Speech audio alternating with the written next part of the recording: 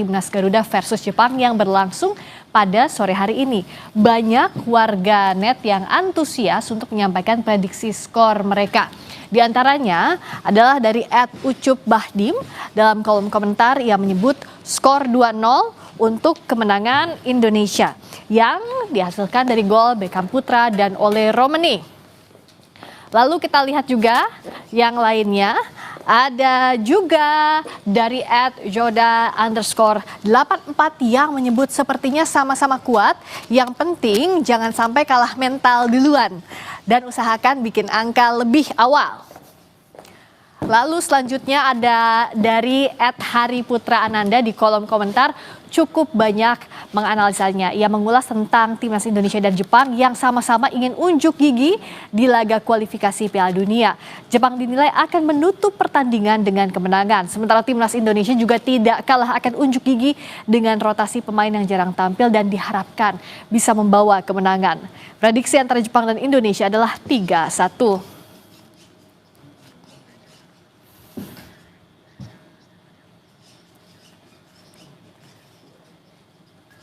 Timnas Indonesia saat ini tengah menghadapi Jepang di babak pertama laga pamungkas kualifikasi Piala Dunia Grup C Zona Asia. Sementara kedudukannya 0-2, kita ulas bagaimana kekuatan dua tim, terlebih timnas ingin meraih poin dan membalas kekalahan di GBK tahun lalu. Saya sudah bersama dengan analis sepak bola Kesit Handoyo. Bung Kesit, selamat malam. Selamat malam, Mbak Friska. Agak-agak lemes ya di babak pertama, tapi masih punya semangat lah. Oh iya dong, harus. Tapi di babak pertama langsung digempur skuad Garuda, ya gimana enggak? Ada Endo di sana, ternyata dikira pemain lapis kedua, Mas Kesit, Bu Kesit. Iya, kalau lihat dari formasi yang diturunkan oleh Jepang ya, walaupun memang mayoritas adalah pemain-pemain lapis kedua, tapi lagi-lagi ada Endo di sana, ada Takefusa Kubo di sana. Ini dua jenderal lapangan Jepang yang sejak peluit pertama dibunyikan itu tampil begitu dominan ya, hingga akhirnya aksi-aksi dari pemain ini betul-betul luar biasa, betul-betul mampu untuk bisa mendikte bagaimana pertahanan Indonesia itu mudah sekali ditembus begitu ya, sampai akhirnya tadi gol tercipta di menit ke-15, kemudian juga 4 menit kemudian kembali gawang Emil Audero harus kebobolan untuk kedua kalinya. Ini sebuah penampilan yang memang sangat luar biasa dari Jepang. Jadi artinya walaupun Jepang banyak menurunkan pemain-pemain lapis kedua, tapi pengalaman mereka sangat luar biasa ya, bermain di klubnya masing-masing. Ada 2 debutan memang yang tampil di pertandingan sore hari ini dari Jepang gitu ya. Salah satunya Yunosuke Suzuki tadi ya. Dan kita lihat tadi bagaimana dia memberikan asis yang begitu memanjakan, sampai akhirnya Indonesia harus kebobolan. Ya gimana enggak ya, diajarinnya langsung sama seniornya, sama Kamada, mainnya di Crystal Palace. Lalu juga Endo di Liverpool sekarang lalu juga Kubo sekarang di Real Sociedad, diajarin langsung sama jenderal lapangan yang pemain lapis 2 ini ya pada akhirnya bisa mengimbangi kekuatan senior mereka ya. Betul, jadi memang kehadiran 2 pemain senior itu tetap diperlukan ya, di tengah bagaimana Jepang mencoba untuk memainkan pemain-pemain yang selama ini mungkin lebih banyak duduk di bangku cadangan. Tapi peran dari 2 pemain senior Jepang ini saya pikir memberikan andil yang sangat besar, menumbuhkan rasa percaya diri para pemain Jepang untuk kemudian mereka secara individu mereka oke ya permainannya. Tapi kita lihat bagaimana juga setelah mereka tampil dalam satu tim, kebersamaan mereka begitu terlihat.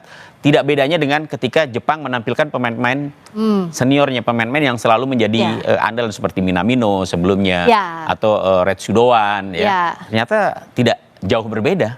Nah sekarang setelah kita kebobolan, Kevin Dix diganti sama Sayuri. Iya, tadi mengalami hamstring sepertinya ya. Kevin Dix. Akhirnya performanya juga jadi nggak maksimal. Ya rotasi ini mau nggak mau jadi pilihannya Patrick ya, Coach. Ya mau tidak mau ya, dan posisi itu memang pada akhirnya diserahkan kepada Yakob Sayuri yang memang di pertandingan pada saat menghadapi China dia tampil sebagai starter, sementara Kevin Dix saat itu tampil sebagai pemain cadangan. Dan kalau kita lihat bagaimana aksi-aksi dari Kevin Dix sepanjang 19 menit pertama lah tadi, memang sulit ya untuk bisa keluar melakukan penetrasi karena hampir seluruh pemain Jepang itu mengurung lini pertahanan Indonesia. Kita bahas satu persatu ya, gol pertama dan gol duanya Jepang. Di gol pertama maupun gol kedua, sebenarnya Emil Odero udah tahu ya arah bolanya kemana ya, Bung Kesit, tapi kalah langkah. Iya, pertama itu, kemudian memang mengantisipasi umpan-umpan crossing itu nggak begitu mudah ya bagi seorang penjaga gawang. Karena ketika dia menghadap ke sisi kanan, dia harus memperhatikan juga pergerakan pemain yang sebenarnya tidak terlihat oleh dia. Dan itu tugasnya back-back Indonesia sebenarnya untuk mengantisipasi bagaimana kemudian pemain lawan yang akan mendapatkan umpan crossing itu memanfaatkannya. Dan tadi kita lihat J.I.Z juga terlambat ya untuk bisa melakukan blocking terhadap Kamada. Nah, apa yang membuat, kalau kita lihat dari awal pertandingan, back belakang kita, pemain back kita tuh kan biasanya responsif dan cepat ya, Bung Jai dan kawan-kawan. Tapi apa yang membuat, apakah memang langkah Jepang lebih cepat atau mereka sudah tahu strategi Indonesia ini, jadi kita memberikan banyak-banyak umpan crossing? Pertama memang permainan bola-bola pendek Jepang ya, dari kaki ke kaki ketika memasuki area pertahanan Indonesia itu sangat luar biasa. Kita lihat pada saat misalnya menghadapi Australia kemarin, itu Australia juga backnya betul-betul dikurung ya, dan aksi-aksi pemain Jepang dengan satu sentuhan, dua sentuhan, crossing, kemudian mencoba untuk meliuk-meliuk memasuki kotak penalti, itu memang keunggulan yang dimiliki oleh para pemain Jepang. Dan tadi kita lihat bagaimana para pemain belakang Indonesia, J.I.Z, Hapner seperti kesulitan untuk bisa mendikte pergerakan pemain-pemain Jepang. Padahal biasanya mereka ganas di pertahanan kita. Betul. Ya. Tapi situasi memang cukup sulit ya bagi pemain-pemain Indonesia di tengah agresivitas yang begitu tinggi yang diperlihatkan oleh pemain-pemain Jepang. Verdong absen, nggak dimainkan di awal, apakah ini jadi faktor juga? Beberapa perubahan yang dilakukan oleh Patrick Kluivert memang cukup mengejutkan ya. Misalnya Verdong, kemudian kita juga tidak melihat Rizky Ridho ya. Rizky Ridho memang mengalami cedera dan pada akhirnya tidak bisa tampil. Kemudian Mel Silgers, kemudian kalau kita lihat sebenarnya di lini pertahanan masih ada Hapner, masih ada J.I.Z ya. Tapi lagi-lagi dalam situasi di mana Jepang tampil begitu apik, begitu tenang, tidak mudah untuk bisa kemudian menghentikan, meredam pemain-pemain Jepang yang memang secara kualitas individunya menurut saya sangat baik. Iya, mereka secara individu, secara tim juga apalagi ya. Kita lihat susunan pemain timnas versus Jepang dengan strategi 3-4-2-1. Jadi sebenarnya kekosongan itu ada di sisinya Mels Hilhers ya, kalau tadi ya. Di sisinya Mels Hilhers kita lihat ada berapa umpan crossing itu dari sini mulainya ya, Bung Kesit ya. Dan kan kita juga tidak melihat ya bagaimana kemudian overlap yang coba dilakukan oleh Mel Silgers ataupun Kevin Dix, atau dari kiri misalnya Dean James ya. Praktis tidak ada atau belum ada serangan-serangan yang dilakukan dari sektor sayap Indonesia, mengingat memang para pemain Jepang sudah langsung melakukan pressing ketika bola sudah berada di tengah gitu, dan ini memaksa para pemain Indonesia memang mau nggak mau harus bertahan di area 16. Pressingnya mereka tuh luar biasa dari awal ya, dari menit awal itu ya, Bung Kesit. Dan mereka pandai untuk mencari posisi ruang-ruang kosong ya, untuk kemudian mereka begitu enak gitu memainkan bola, dan ini yang diperlihatkan oleh para pemain Jepang tadi. Padahal biasanya kalau misalnya ada Verdong, dia kan termasuk ke agresif juga ya. Dan kalau kita lihat bagaimana sulitnya Indonesia untuk melakukan build up. Ya, dari transisi bertahan kemudian mencoba untuk menyerang. Karena ketika bola berhasil di clearance, itu memang yang penting bola keluar dulu nih.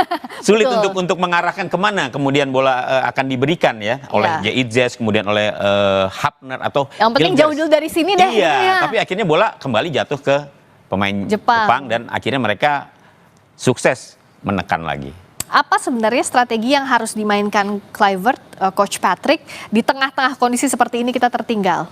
Iya, sebenarnya yang menurut saya yang paling penting adalah tetap dengan pola bertahan untuk kemudian nanti ketika ada kesempatan melakukan counter attack itu bisa dilakukan. Yang paling penting adalah tetap menjaga kesabaran ya, dengan tidak terburu-buru. Ketika Indonesia berhasil mendapatkan bola memutus serangan dari Jepang, maka serangan itu bisa dibangun dari lini pertahanan. Sayangnya memang ketika Indonesia berhasil melakukan build up ya, mencoba melakukan build up, pemain Jepang juga masih berada di area pertahanan Indonesia, sehingga mereka langsung melakukan pressing. Ini yang membuat para pemain Indonesia kemudian sulit untuk bisa membangun serangan. Ya. Iya. Ya mau nggak mau malam ini yang kerja kerasnya ya Justin Hubner. Ya, para pemain belakang memang malam ini bakal kerja keras ya, termasuk juga Joe Pelopesi yang biasanya begitu aktif di tengah, termasuk Tom Hea juga tadi ikut aktif membantu pertahanan. Iya, semua jadi ditarik ke belakang lah ya. Kita lihat juga statistiknya sekarang. Kenapa ini penting?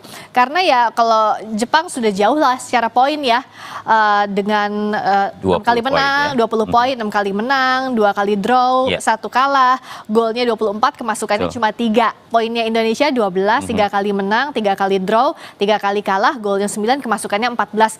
Statistik pun sudah jauh sudah cukup bisa menjawab sebenarnya ya bagaimana Jepang menampilkan performanya di persaingan grup C ini. Mereka baru 1 kali kalah ketika menghadapi Australia. Dan itu pun juga setelah mereka sudah memastikan diri lolos. Ya. Itu pun penguasaan bolanya lebih banyak di Jepang waktu mereka, itu ya, waktu di Australia. 60, hampir 70 ya, 68 berbanding 22 pada saat menghadapi Australia. Oke, nah sekarang informasi terbarunya Marcelino masuk gantiin Dean James yang cedera. Ini gimana bisa memperkuat lini depan kita? Iya, dengan hadirnya Marcelino memang diharapkan dia kan punya kemampuan individu yang sangat baik ya. Dia berani pegang bola. Seperti juga nggak jauh beda seperti Beckham Putra sebenarnya. Tapi Marcelino jauh lebih berpengalaman. Dia sudah memperkuat tim nasional sejak eranya STY dibandingkan dengan Beckham yang baru kemarin ya pada saat menghadapi China diturunkan dan dipanggil ke tim nasional. Hadirnya Marcelino saya pikir bisa menjadi salah satu opsi ya di tengah sulitnya Indonesia untuk bisa membangun serangan dan mencoba memasuki area pertahanan dari Jepang. Ya mudah-mudahan saja dengan aksi-aksi individualnya Marcelino mampu untuk ya setidaknya menciptakan peluang lah gitu. Karena dari tadi belum ada peluang yang bisa diciptakan oleh pemain Indonesia. Yang ada kita bertahan doang ya dari bertahan, tadi. Kemudian sesekali melakukan serangan balik tapi juga mentok, nggak bisa dimanfaatkan lebih jauh lagi. Kita lihat juga berikutnya, kalau bicara soal top scorernya ada Koki Ogawa 4 gol, kalau kita Ole ya 3 gol. Memang golnya beda tipis, tapi secara statistik tadi bedanya jauh ya. Beda. Jadi Ole Romeni memang menjadi harapan Indonesia di barisan depan ya. 3 pertandingan 3 gol. Debut yang sangat baik ya. Artinya dia menunjukkan kapasitasnya sebagai seorang striker. Tapi Jepang kan tidak hanya bergantung kepada Ogawa ya.